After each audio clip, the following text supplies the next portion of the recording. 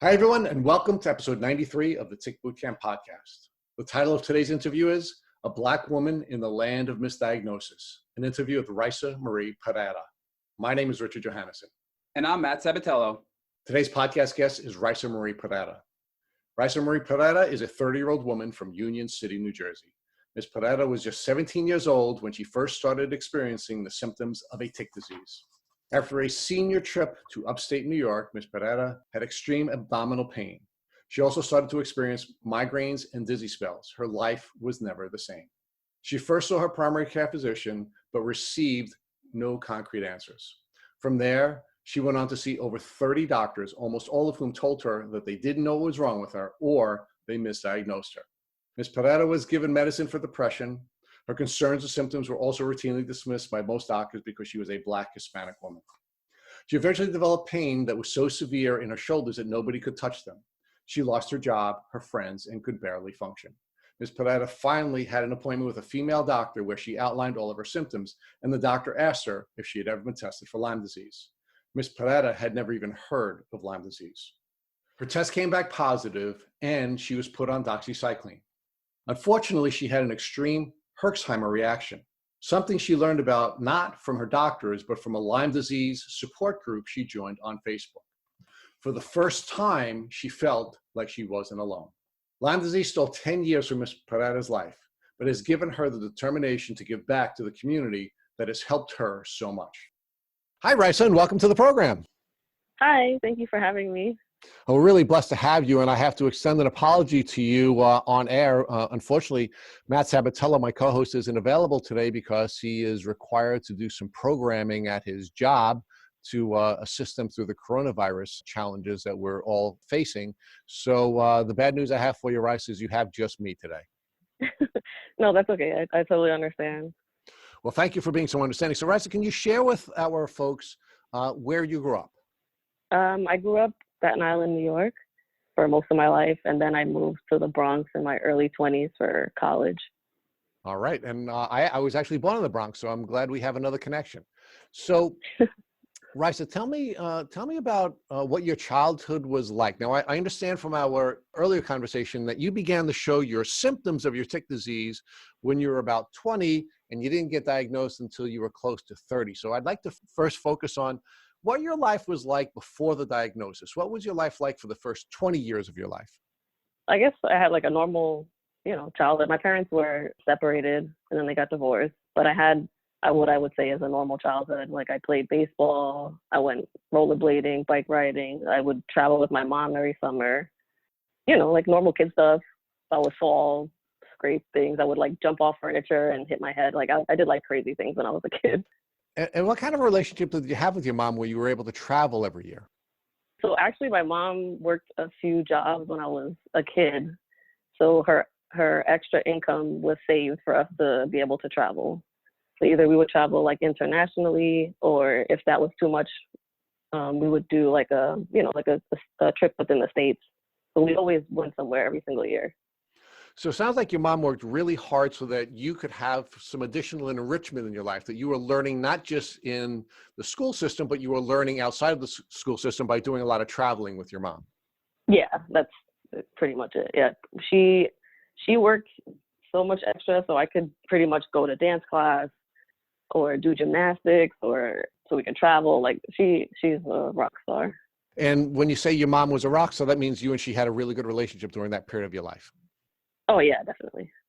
What were your goals? Meaning during this first period of your life where you're growing up in Staten Island and you're going to high school and you're getting all this both educational experience in the school system and then the additional enrichment that your mom was able to provide for you, what goals did you set for yourself? So initially when I was a kid, my goal when I was older was to be a veterinarian because I love animals, and that was like, I never thought I would change my mind. And then once I hit junior high school, I went to a performing arts school, and my life kind of shifted to the arts. And then I joined a dance team, and I remember I was like, I'm not even going to go to college. Like, I'm going to be a dancer, and that's it. Like, that's going to be my schooling. And my mom was like, I don't think so. Yeah, so then when I was in the performing arts school, I noticed that I like to write and tell stories. So when I went to college, I went to school for TV and video production because essentially I wanted to be a screenwriter, which I kind of still do want to be a screenwriter, but I think I was more driven to do that when I started college than I am now. So you discover that you have many talents when you're in high school, and you now are about to go on to college. Where did you go to college, and what were you seeking to do after you completed your college education? So I started my first 2 years at CCNY in Harlem, so City College of New York.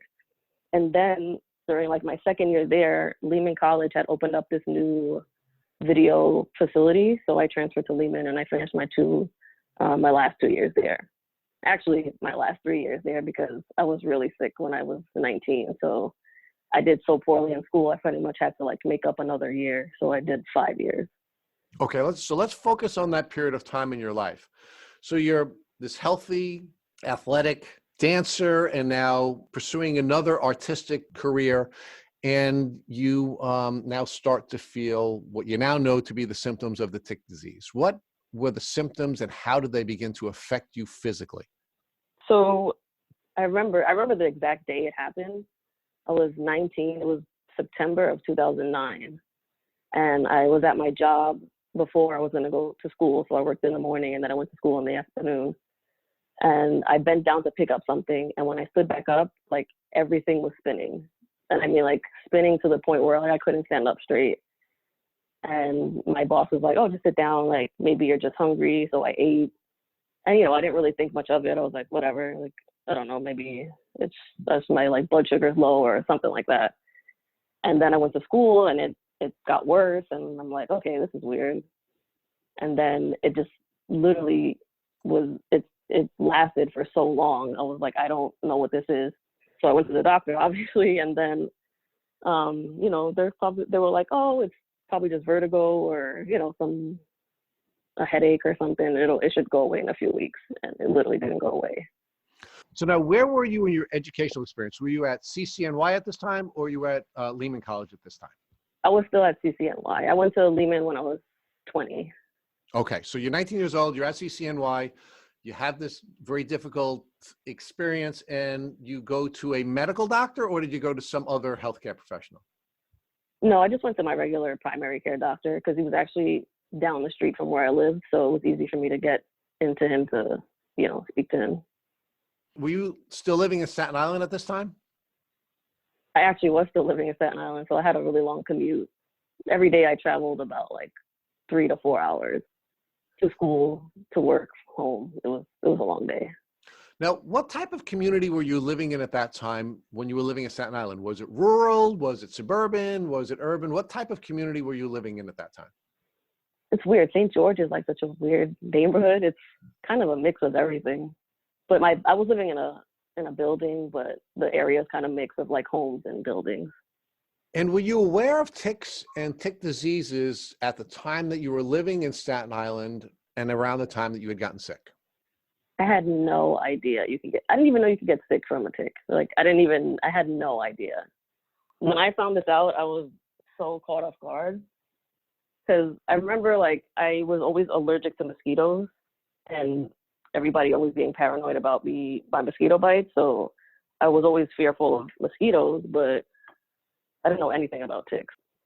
So now when you went to your doctor and you gave the doctor a description of your symptoms at this time, do you think your doctor thought about Lyme at all? Was there any discussion about Lyme, or were you just given some other type of diagnosis? No, he essentially just gave me like medication for the dizzy spells. There was never a mention of Lyme until like a few months ago in my life. Now, looking back, I'm going to ask you to just focus on this event when you were 19. Do you believe that you suffered a tick bite just before you began to show your symptoms, or do you think you may have suffered a tick bite during your travels while you and your mom were traveling in different places, and then this event when you were 19 just occurred because there was some either stress in your life or because of some challenge with your immune system? So I've been going back and forth with this because I feel like I'm obsessed with like trying to figure out when this happened. But also during my last year of high school, I went on a trip upstate, and it was for, like our senior class. I was 17. It was probably like December of 2007, and I remember it was December, and it was so warm. Like it was the weirdest thing because we had anticipated to go sledding, and there was no snow on the ground. And then my second day there, I got so sick, like with abdominal pain, and a few of us got sick there, and they told us it was probably food poisoning. But my stomach issues lasted about 6 months, so part of me feels like it may have happened there, but then I'm not really sure either because, like I told you, I'm like really allergic to mosquitoes. So I felt like maybe it happened on one of our vacations when I was a kid, and the symptoms just started really bad when I was 19. But I go like back and forth. So now let's talk about how your symptoms progress. You're 19 years old, you're at CCNY, you're about to now make some changes in your educational experience. And how are your symptoms developing? So yeah, so that first day that it happened, I kind of blew it off. And then I remember it lasted about 2 weeks. And that's when I started to worry. So I went to the doctor and they gave me some medication. And then he said, you should go to an ENT. So I go to the ENT and they do all these tests on me and they give me some more medication. Like literally, it's like no one's giving me an answer. So then they say, we're not really sure. So you should go to a neurologist. So I go to the neurologist and they do like an MRI, CAT scan, some tilt table test, like all these things. And then they're like, we don't really know either. Your labs are fine. I feel like I've been hearing that for 10 years. Your labs are fine. The tests are normal. We don't know. And then they send me to this physical therapist that they're like, oh, maybe the crystals in your head are like not lined up. And they do like these PT sessions with me. And I'm like, what the hell is this? Like, I feel like I could feel like it was a waste of time, but I'm doing it because they're doctors and they probably know more than I do. So I trusted them. And then after that, I'm like still like, this is like a year later and I still have the dizzy spells and my head is like pounding every day. I go back to my primary care doctor and he asked me like, are you depressed? And I'm like, well, I mean, of course, like who wouldn't be depressed right now? So they give me antidepressants. And surprisingly, I took the antidepressants for a month and the headache started to feel better. So then I kind of blamed my headaches for all this years on being depressed. Right. So let's revisit this window. So you have about a 6-month window where you have these developing symptoms and you go from doctor to doctor to doctor. And what were the symptoms that you were describing to them? Was it just the headache or were there other symptoms that you were suffering? No, it was just headache. So I could feel like the back of my head always had pain. So like, I guess from like the crown of your head to like where your neck is, I had pain all the time. It kind of felt like someone was like literally like banging on the back of my head mixed with I explained it as vertigo at the time, but it was kind of like a rocking sensation. So I always felt like I was going to fall over. Those were the only symptoms I had at the time. Now, were you suffering from any brain fog at that time? Meaning, were you having problems processing information? At the time, no. It was really just those symptoms that I had. How were you doing at school? Were you able to perform at a high level in the school setting, or were these headaches impacting your ability to perform at school? Oh, I was tanking. Like at the end of that year, I think my GPA went from like a 3.3 to like a 1.9. So I remember I was actually on probation to be kicked out of school because my GPA was too low. And how are things going in your social life? Was the terrible symptoms that you were feeling, was it having an impact on your ability to be social? And how did your friends react to you if you weren't able to be social? I mean, since I was working so much and going to school, I didn't really have much of a social life. But my boyfriend at the time was kind of concerned because he was like, why is this still going on? We were just really confused. And I spent most of my time with him. Honestly, like all the friends I had at that time are no longer my friends because I literally couldn't do anything. And how was your mom at that time? Was your mom beginning to doubt that you were really physically sick because you were going to all these doctors and you weren't getting a diagnosis? No, she was actually really worried. She actually lived out of state already. She was in Atlanta. So I feel like that made it harder for her because she wasn't close by. And then when she would come, she would see how bad I was feeling. And she she just didn't understand what was going on. Because I really was like never sick growing up. So what happened from there? You had your first 6 months of seeing 5 or 6 different doctors and healthcare professionals. They were giving you some medications that were not helping, and then there was, I guess, an antidepressant that you were receiving, and that gave you some relief from your headaches. What happened from there? Yeah, so from there, my doctor was like, this is kind of, he said this is our last resort pretty much because they don't know what else is wrong with me. So I was like, well, I guess I'll try it because I mean, I'm tired of feeling like this. So I started antidepressants. He said, give it about a month or two to see how you feel, which I mean, seems like an eternity when you feel like crap. And then about 2 to 4 weeks later, I found some relief. So literally I was like, oh, I guess I'm just depressed. I mean, if that's what they say, that's what it is. So I continued using them. And then I followed back up and he just said, you know, if your symptoms come back, just come back and we can either increase the dose or we can change to another medication. So that was the only answer I got at the time. Now, did you really believe at that time that you were depressed, or were you just accepting that maybe that was a proper diagnosis because you were getting relief from the medication that you were being offered? Honestly, growing up, I always had a very low mood. Like I was always, I know I said like I did all these things, but at home I always felt sad and I didn't know why. Like as a kid, I would cry a lot. Honestly, like deep down, I didn't feel like that was the reason for what was going on with me. So you didn't believe that was what was going on with you, but you then accepted that as the diagnosis. And what did that cause you to do medically? I mean, I was still young, so I didn't know that I could like really advocate for myself and ask for more testing or do other things. So I just kind of accepted it for what it was. So how does your life progress from there? You're at CCNY, you are now going to change and you're going to go to Lehman College. How did that take place and what impact did your developing symptoms have on your ability to perform at your next college? So at that time, I think, so about 6 months later, maybe I think I went back to the doctor. I'm trying to remember like the time of like timeline. And I definitely increased the dosage. And then I remember I went to Lehman and I really wanted to get into the program that they had because it was like the first year of the program. And I remember the advisor telling me like, wow, your GPA is really low. And I kind of explained to them like I've been having like medical issues. So that my doctor actually wrote me an appeal stating that I was sick and that's why my grade was low. So they actually just let me into the program because of that. But I was still having the symptoms, not as terrible as I did in the beginning, but they were still there. So what did your doctor write in the note that got you into the new program? This young woman has a lot of symptoms. I don't know what they are, so I'm diagnosing her as crazy and please take her into your program?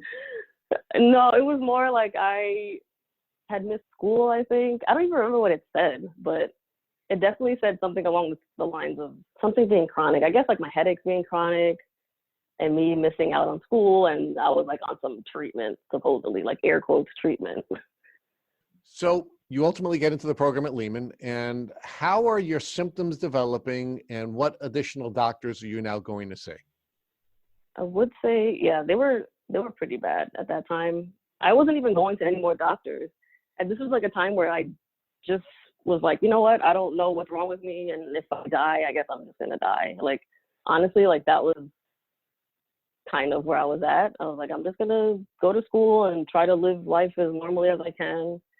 I know that sounds terrible, but I had just given up. Like, I was so tired of going back to the doctor and them telling me like they don't know anything.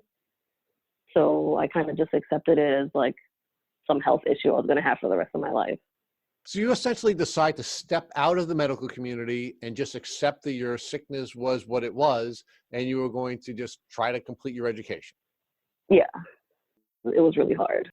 So now I'm going to ask you to look back for a minute. Now looking at that experience through your 30-year-old eyes as opposed to your 20-year-old eyes, why do you think that was happening? I mean, why do you think the medical community failed you? Do you think there were any specific biases that were a part of the medical system and the doctors you were seeing that played a role in your inability to get a proper diagnosis?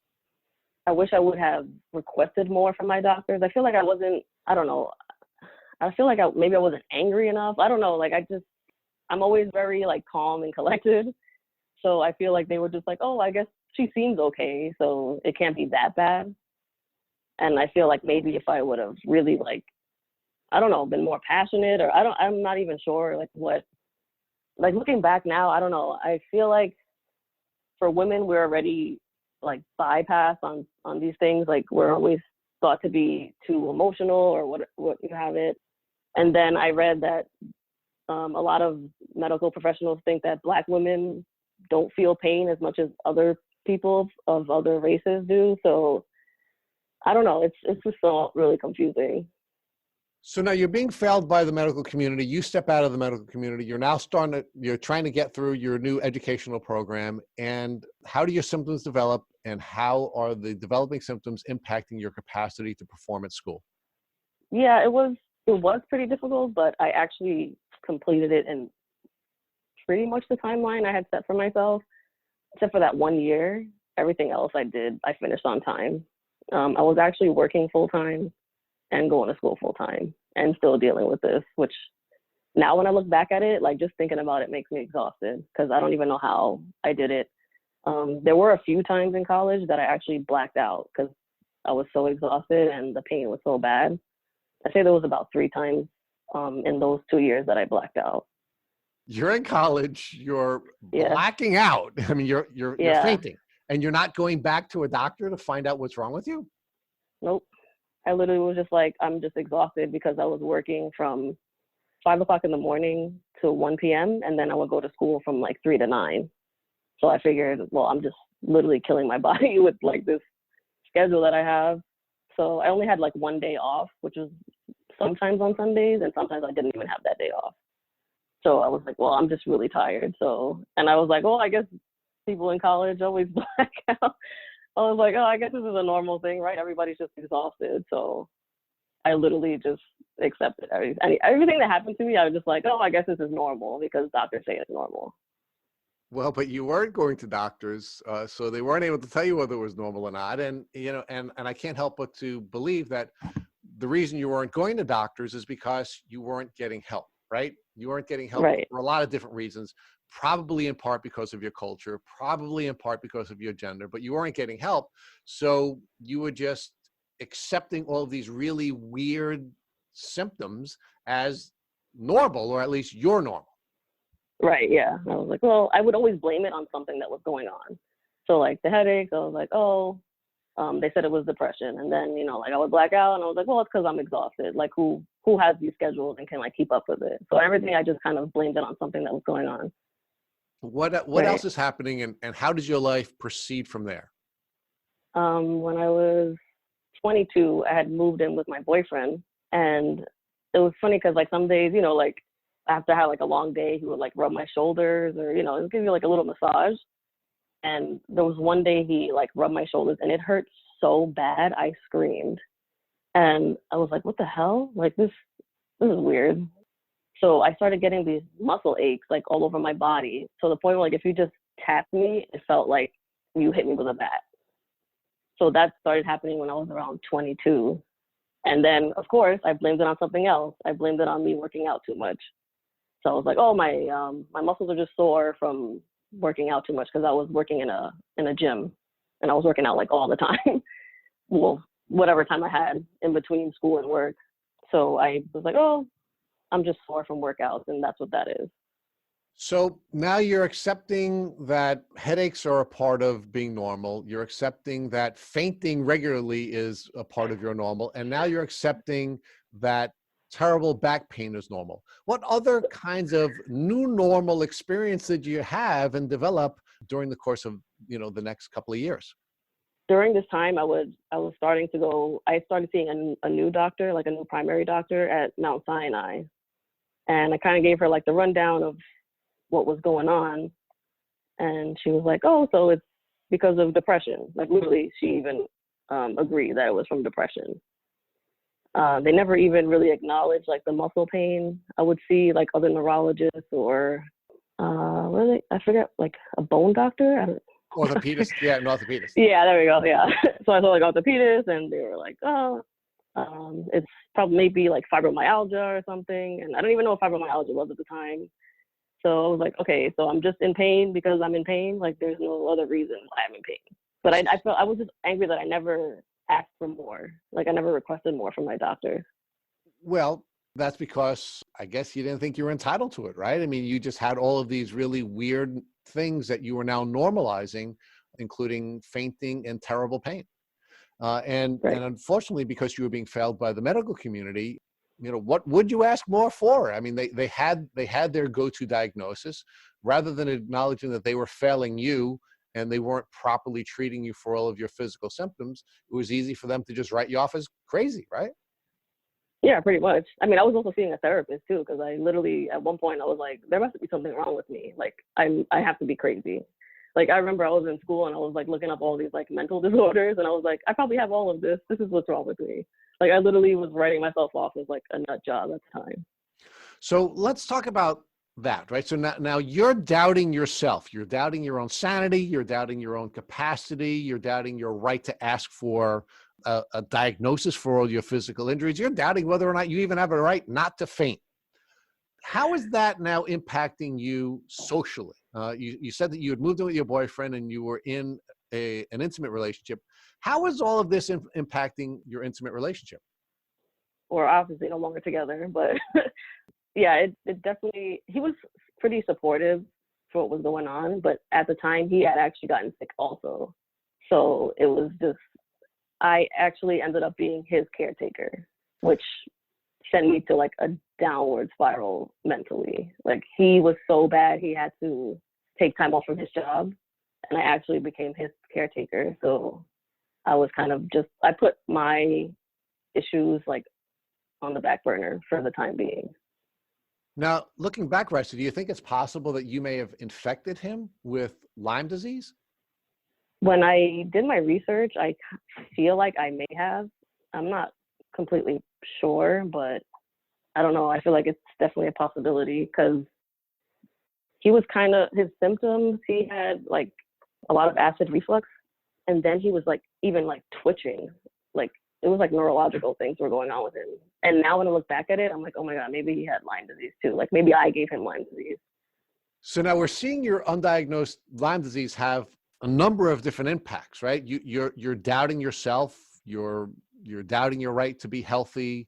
Your partner is now in a really bad way, maybe even suffering from seizures. What Yeah. other impacts were your now developing tick disease symptoms having on your life? Meaning, was it impacting you socially? Was it impacting you spiritually? What other problems or challenges were you facing now that you were dealing with this undiagnosed tick disease? So before, I used to go out to like these little social events because I'm a salsa dancer. So they would have these social events either like Saturday nights or on Sundays, like early in the evening. And I would meet up with like a group of, dance friends. That's what I did from like starting at like 13 years old. And I literally just stopped going. Like I stopped going out. I stopped literally talking to anybody. Like I didn't want to talk to anybody. I didn't want them to ask me what was going on. I was just so like, I put myself in like this bubble, and I didn't want anybody to literally like be around me. I literally spent all my time with my boyfriend or at school or at work. Like I didn't want to talk to anybody. It was so bad. Like I remember one day I was in the train station and I had planned to like jump in front of a train. And I don't remember what happened, but I remember like a few hours later I was in a psych ward. And I had none of my stuff. Like I couldn't make any phone calls. It was probably like one of the worst days of my life. They took me to Bellevue, and they were just, they like asked me all these questions to like what was going on, and they had to call my therapist to make sure I was actually getting treatment for depression because I was so low, like I wanted to take my own life. So now, how old were you, Rhisa, when you had this event and you had the requirement that you be hospitalized at Bellevue? I was 21. So did anything change in the way that you were now being treated? So when you went to Bellevue, I'm assuming that they did a physical exam, and did any of the doctors at Bellevue suggest that perhaps you had a physical ailment that was causing the emotional challenges that you were facing? Nope, I was just questioned by, I think, a psychiatrist that was there for like a few hours. And then she spoke to my therapist, and I guess whatever they kind of like decided that I wasn't a harm to myself or others. I don't know how they decided that was like 8 hours, but then they released me, and it was kind of never mentioned ever again. How does your life now proceed from there? Are you still in school? Are you getting ready to move into the workplace full time? How are things going for you personally at that time? I was still in school and working. Like that incident, we kind of like we just really never talked about it. Like most people didn't know about that until years later. But yeah, then I had moved in with my boyfriend, like I said, and I literally just kept trying to live a normal life. But every time the headaches would come back, I would go to my doctor, and she would just say like, "Oh, well, I guess you've built like an immunity to this, so we're gonna increase the dosage." And then they would increase the dosage, and I would kind of feel some relief. And then once I hit the top, like the highest dosage, then they would change the medication. So I've been on like 3 different antidepressants in every single dosage. And how long did they pump you up with this medication before it stopped working? Sometimes it would last about a year or 2. So that's kind of how I stayed on them for a while, because there would be times where I'd be on them for a couple of years and I would still feel okay. But then in the last few years, I had to keep going to like keep changing the dosage. So that's kind of when I started to think, okay, like something else is going on here. And how were your symptoms developing? Were they still the same consistent type of symptoms that you were having, where you had headaches and you were fainting and you had those type of symptoms, or were you now beginning to develop new symptoms? So like the blacking out thing only was a few like isolated times. The headaches and the unsteadiness was consistent. And then I guess when I was about 25, I started getting really bad pain in my shoulders. It felt like I had like rocks in my shoulders and my shoulder blades. So that's when I went back to like an orthopedist, and eventually they would give me cortisone shots, which would give me some relief, and then the pain would come back. So they didn't really have an answer. They were like, "Oh, it's just muscle pain," even though I did like an MRI and everything for that too. So now you started having these physical shoulder pains in your 20s, and now they're developing even worse in your mid 20s. In your early 20s, you said that your boyfriend was massaging you and you felt this terrible pain in your shoulders, and now they're developing even worse when you're 25. Yeah, yeah. Were there any other symptoms developing as time was now moving forward into your later 20s and before you got to your 30th birthday? So the muscle pain started getting worse, and then I say when I was my end of like 27, I started getting joint pain. So joint pain like in my wrists and my knees and my ankles. And my first thought was, oh my God, I have rheumatoid arthritis, because my father has severe like rheumatoid arthritis and my grandmother had rheumatoid arthritis. So I was like, I was like self-diagnosing like everything. So then I went to a rheumatologist who did like all the testing, tested me for RA, for lupus, for MS, like all of these things. And he said, that wasn't it. He said, your job is what's giving you pain, because I had a job that was physically demanding where I had to lift a lot every day. And he said, oh, it's your job. So they sent me to physical therapy for that too. So now you're at a rheumatologist whose job it is to determine whether or not you are suffering from some sort of a disorder that probably could be a tick disease. Right. He finds that you don't have any of the symptoms of rheumatoid arthritis, and he doesn't have any other way of diagnosing you, yet he never offers you a Lyme test. Nope. He said, we're going to test you because I had mentioned my family history. He said, I'm going to test you for RA. We'll do a lupus test and MS. Those came back normal, so I don't know what to tell you. Like, that's literally what they said. You should go to PT and you should quit your job. That's literally what I was told. Now, Rhisa, you had said that you were a really athletic young person, and now we're focusing on this window of your life between when you were, I guess, 22 and 27. How are things changing for you in that window? Were you still physically active? Were you still an athletic person, or were you beginning to slow down because of the symptoms that were developing from your tick disease? I completely stopped dancing. Like I didn't go out anymore to dance. I didn't do any dance events like I used to. Maybe like here and there, like once a year or something. I've had a consistent yoga practice my whole life, so that I always kept up with. And actually, before I went to this rheumatologist, I was actually working out at this boxing gym that I had to stop because my ankles were like giving out when I was running laps with the team. So I would run around, like we would run outside to warm up, and then we would do like these crazy workouts, like lifting tires and battle ropes and all these things. And one day, like I was running and my ankles just caved in, and I'm like, what the hell? Like, so like weird things just started happening even more and more. So that's why I went to the rheumatologist, and I didn't get any answer. Now, while all of these events were developing and as your illness was developing, did you ever do any research on your own, and did you ever come across anything that suggested that you may have been suffering from Lyme disease? Surprisingly, I had never come across the word Lyme disease.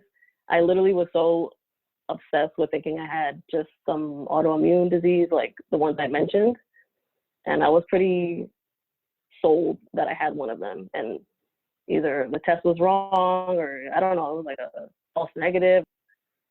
Now, did you feel better about now having a physical diagnosis and now not believing that you had a mental illness that was causing you to have all of these challenges? Or were you just sort of just in a mess where you felt like you were mentally ill, you were physically ill, you just had a whole mess going on? Yeah, I was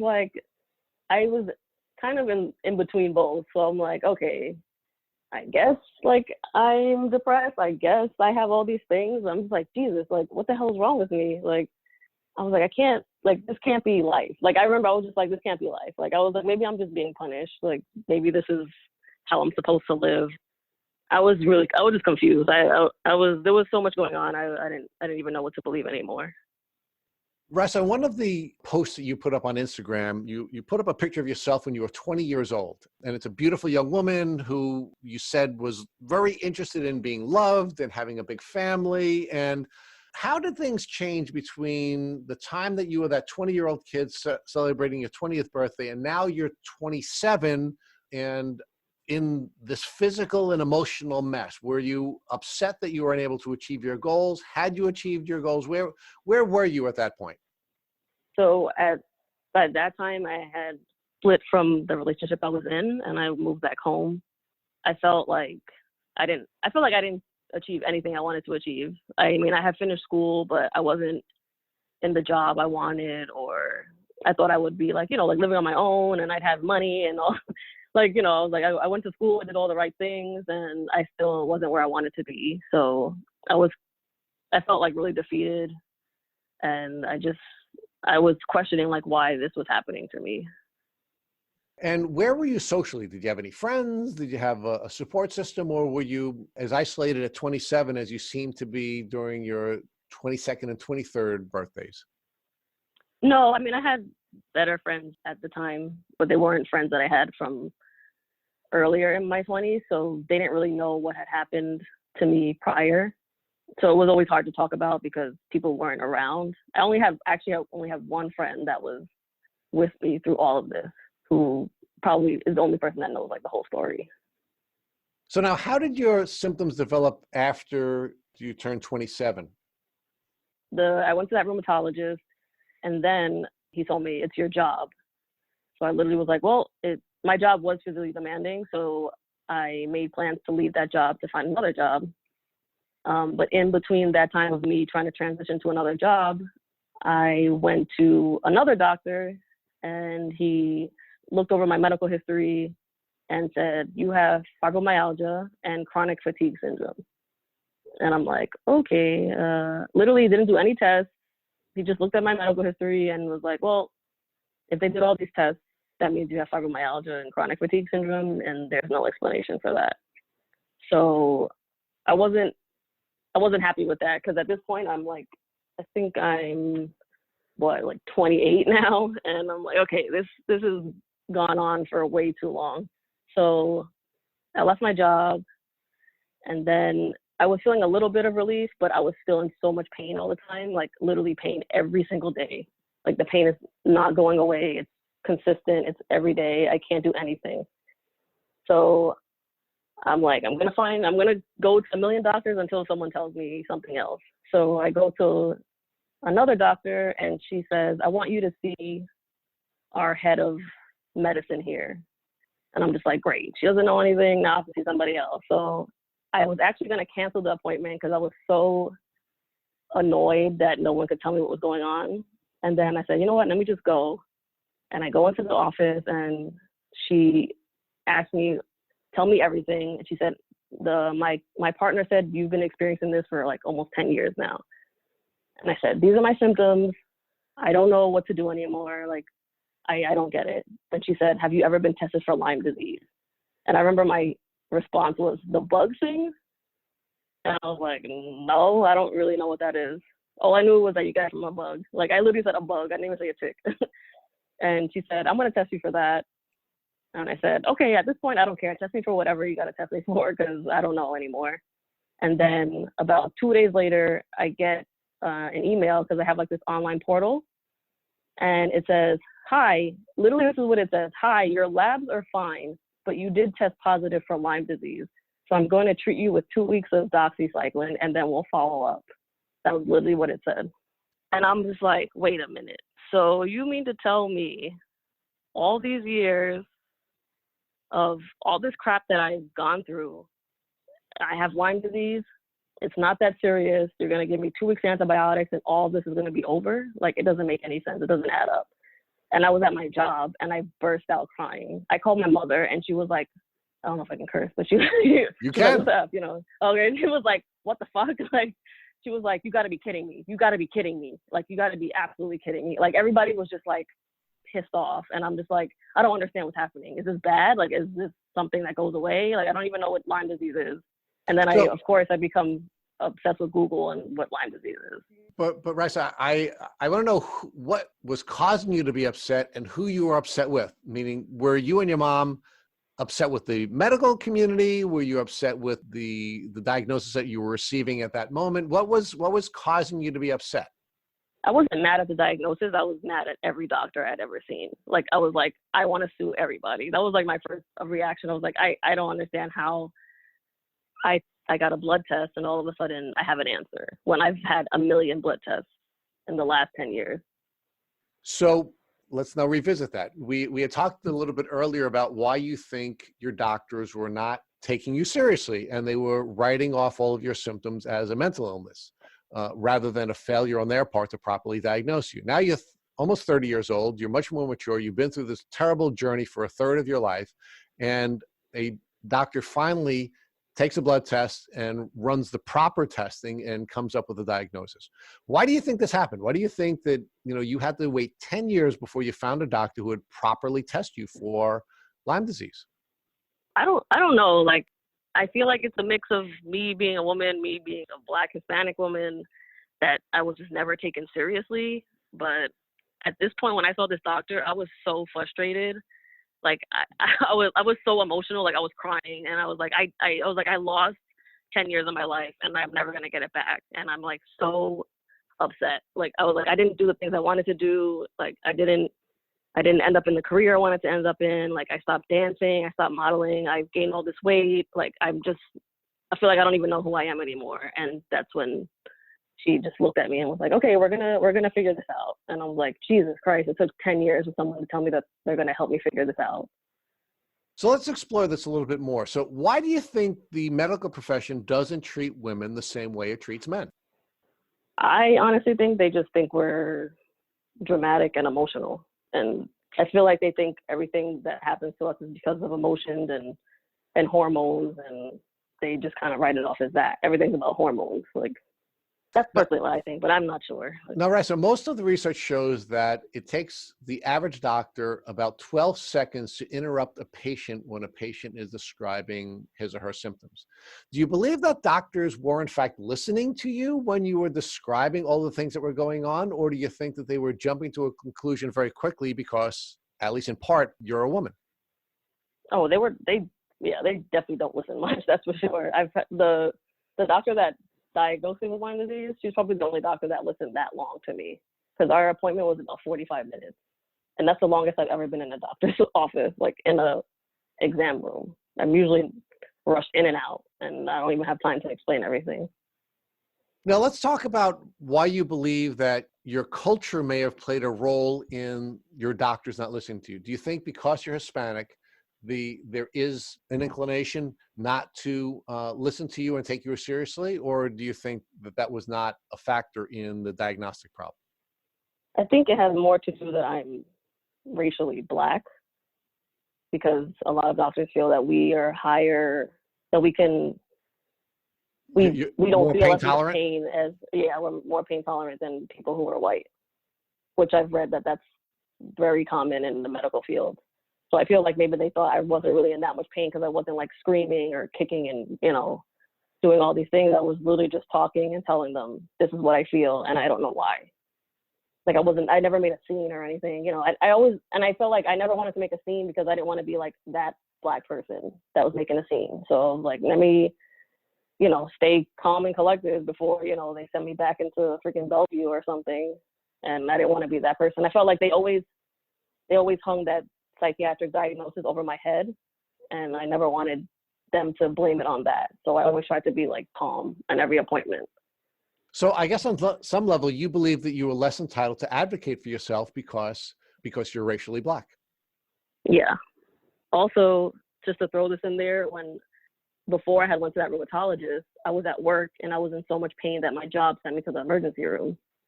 And I'm in the emergency room and I can't even move my neck. Like I can't even turn my head. I can't do anything. I'm literally like stiff as a board. And a doctor comes in the emergency room, and it's a Black man. And I'm like, oh my God, like he's probably going to believe me. Like finally someone that looks like me is going to believe me. And he doesn't even come near me, touch me, nothing to see what's going on. He said, your labs are fine. And the reason why you're in pain is because you're depressed. That's literally what he said to me.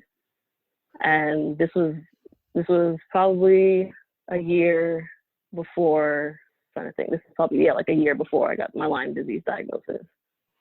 So let's explore that a little bit further. So do you believe that the biases are built into the system and it doesn't really matter what the gender or the race is of the treating physician, that the biases that exist in the system exist regardless of who the person is that's going to be treating you?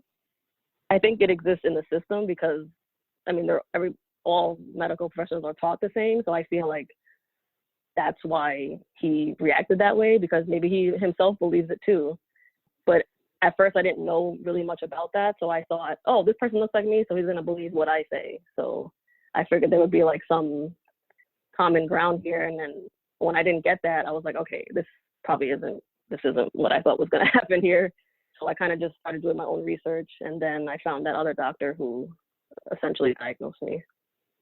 But it sounds to me that you had sort of the triple whammy working against you from a bias standpoint, because although this doctor looked like you racially, he was still a guy and probably was working with the same biases that any other male doctor would be working with if he were diagnosing a woman. Right. He saw like Lexapro and major depressive disorder on my chart, and I was like, well, that's why she's in pain. That's another thing that I guess we haven't explored fully, which is you walked in with this whole history of having been misdiagnosed with a mental illness, and that diagnostic bias was something else that you couldn't overcome either. Right. It was like, I felt like now when I look back, I'm like, so I didn't have major depressive disorder. Like I struggle with that now because I became such an advocate for like mental health that I was like, okay, well, I have major depressive disorder and I'm going to conquer this and I'm going to help other minorities and people of color with major depressive disorder, and that's what I'm going to do. Like I became like this complete mental health advocate, not knowing that something else was wrong with me. So now you have your diagnosis of Lyme disease and you become, I guess, like everyone who's had this experience, a Lyme geek, where you're doing all kinds of research on Lyme. And so now the new Lyme geek, Rhisa the Lyme geek, is doing her work. And what do you start to do to try to heal from your Lyme? Because I understand you had a short course of doxycycline, which didn't work for you, and of course it wouldn't work for you. So what do you do from there? So when I took the doxycycline, my symptoms got so bad I couldn't walk straight for a few days. So then I went back to the doctor because I'm like, I can't, I don't even have like a quality of life now. Like, I don't know why I'm feeling worse. And she's like, oh, I don't know either. And I was like, wow, great. So I'm back to square one with the, I don't know. So she said, you have to go to a neurologist. And I'm like, Jesus, I've been to like so many neurologists. So I go to the neurologist and he goes, I told him my whole medical history, why I'm there, what happened. And he said, where are your parents from? And I said, my mom's from Puerto Rico. My dad's, born and raised in New York. And he said, you're probably HIV positive. And I'm like, I'm sorry, what? He said, yeah, you're probably HIV positive. Have you been tested for that? And I was like, yes, I'm always tested for that. Like, I keep up with those kinds of tests all the time. And then he gives me some pamphlets on how to deal with headaches. And I'm like, sir, it's literally been 10 years. I like, this is not what I asked for. So I literally walked out of that appointment because I was so pissed off that he even assumed that was what was wrong with me and didn't even, this is before he even ordered any tests or anything. He just assumed I'm Caribbean and you're HIV positive. And I'm like, what the hell is this? Well, Rhisa, I have to stop you there because I'm just blown away. You're treating with a doctor who has finally diagnosed you with a blood test, and you take the doxycycline. She sends you to a neurologist to do a follow-up about your Lyme disease and its response to the doxycycline, and he talks to you about HIV? Yeah, he literally said it like 4 times in my appointment, like, probably HIV positive. And I was like, okay, like, I was like, is this a joke? Like, in my head, I was like, I don't even know how to feel. I wasn't angry or like mad. I just like, I was in shock. Because I'm like, is this man serious? Like, is this man for real right now? And I literally walked out and I ripped up the blood.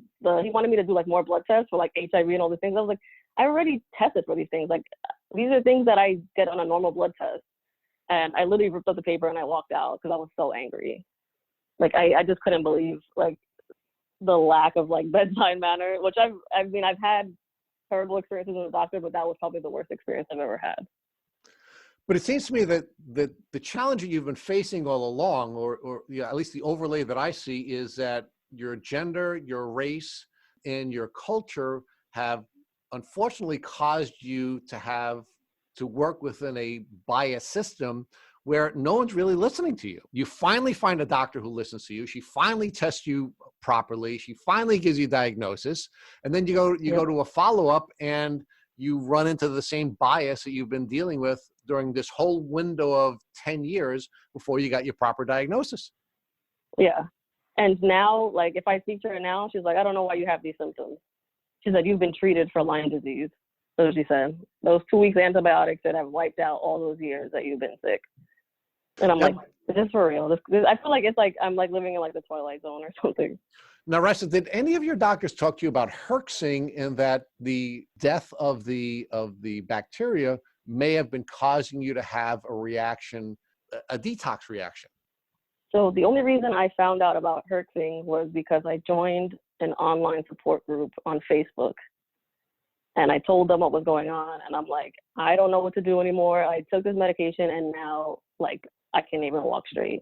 And they were like, look up herxing reaction and all these things. And literally I was like, that makes so much sense, because then about a month later, I felt better in terms of the headaches, but my body was like killing me. So they were like, you probably were having a herxing reaction. And I'm like, so why didn't my doctor tell me this? And they were like, welcome to the Lyme world. And I'm like, oh, great. What does that mean?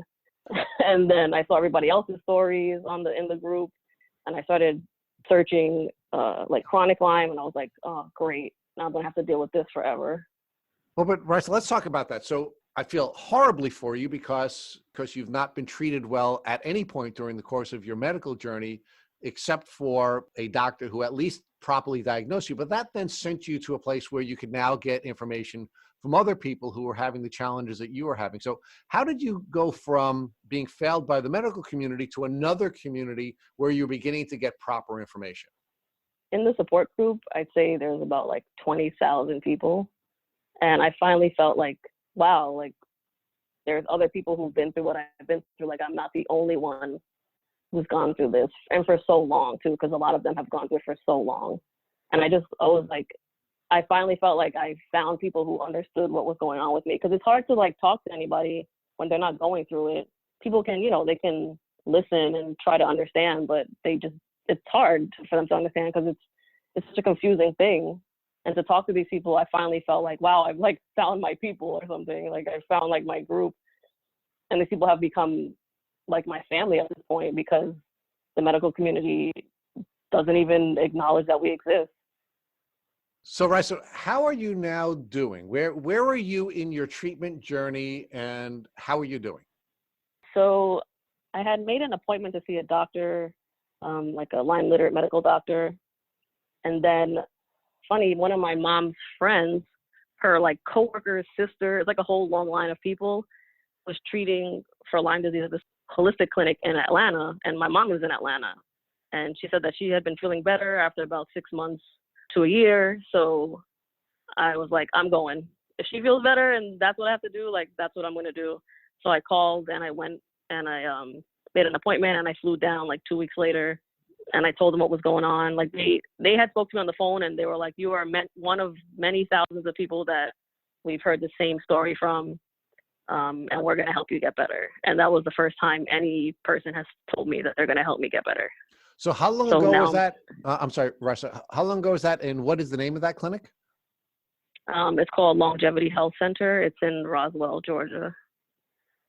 This was about a month ago. So I've been treating with supplements and herbs and like these shakes that I drink for inflammation.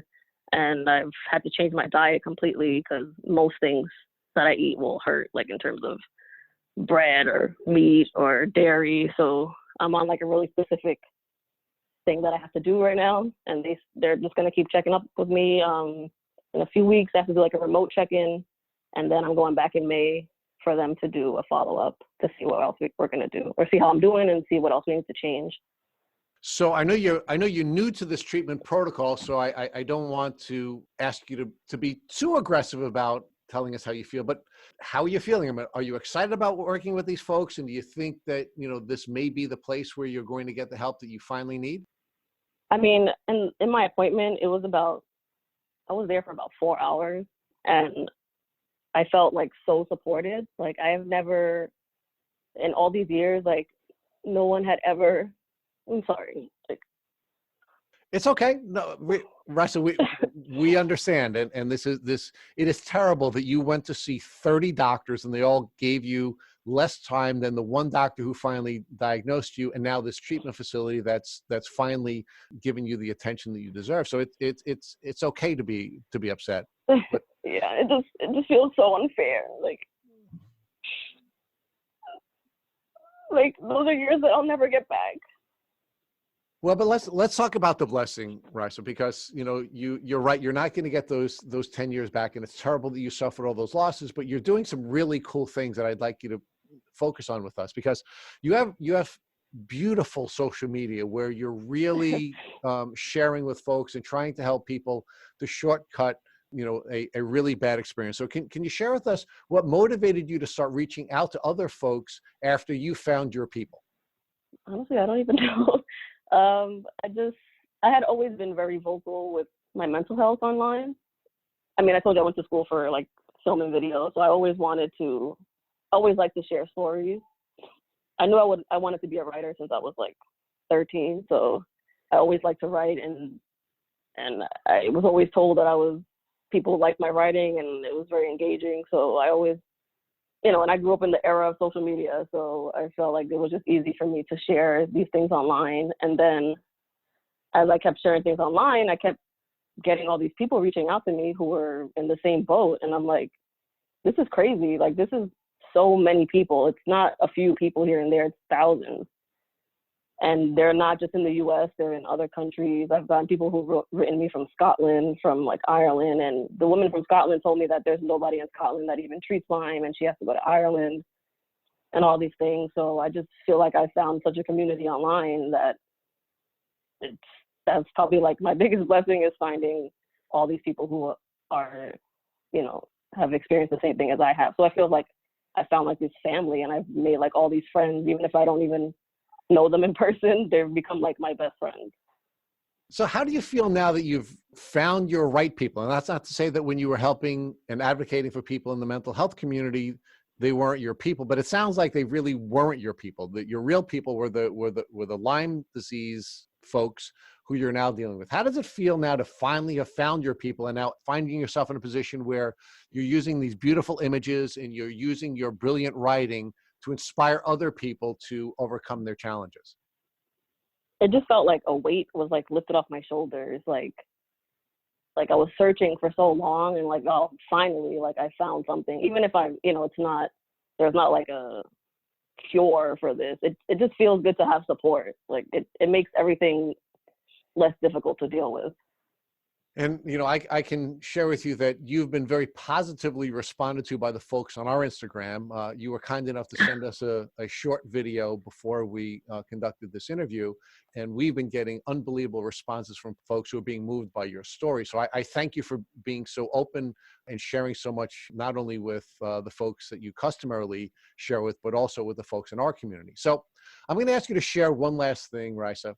If, God forbid, your mom came into your room tomorrow morning and she had a tick biting on her leg, what would you urge her to do so that she wouldn't have to lose 10 years of her life the way you've lost 10 years of yours? Oh God, after probably, I don't even know, like having a heart attack at the site, probably try to take it off the correct way, because I know there's a wrong way to take it off. Like I think it's like you have to like pull it off and like not try to like twist it or anything. To be honest, I probably wouldn't even be the best person to take it off, but I would try my best, because I don't even remember a tick biting me, so I didn't have that experience. But I wouldn't even call a doctor. I would literally just tell her we need to go see someone and get on antibiotics right now. Like no waiting, no nothing. And to keep up and be aware of symptoms that do arise and not to brush them off as something else, like to keep being consistent on, if anything, where to keep going. Thank you for listening to the Tick Bootcamp interview with Rhisa Marie Parera. To our listeners, we have a call to action. First, if you'd like to learn more about Rhisa Marie Parera, please visit our Facebook at Rhisa Marie Parera. Second, if you enjoyed this episode of the Tick Bootcamp podcast, please share it with your friends by using the social media buttons you see at the bottom of the post. Third, we here at Tick Bootcamp have created a Tick Bite blueprint that has been inspired by the information that has been shared with us by past podcast guests. We urge you to visit our website at www.tickbootcamp.com to view the blueprint. We would appreciate it if you would contact us with any suggestions you have for improvements. Fourth, don't forget to subscribe to this podcast on iTunes, Google Play Music, or Spotify to get the automatic episode updates of our Tick Bootcamp podcast. And finally, we thank you, our listeners, for your comments on our past podcast episodes. Please take a minute to leave us an honest review on iTunes, on Instagram, or on our website. We make it a point to read every single one of the reviews we get. Thank you for listening.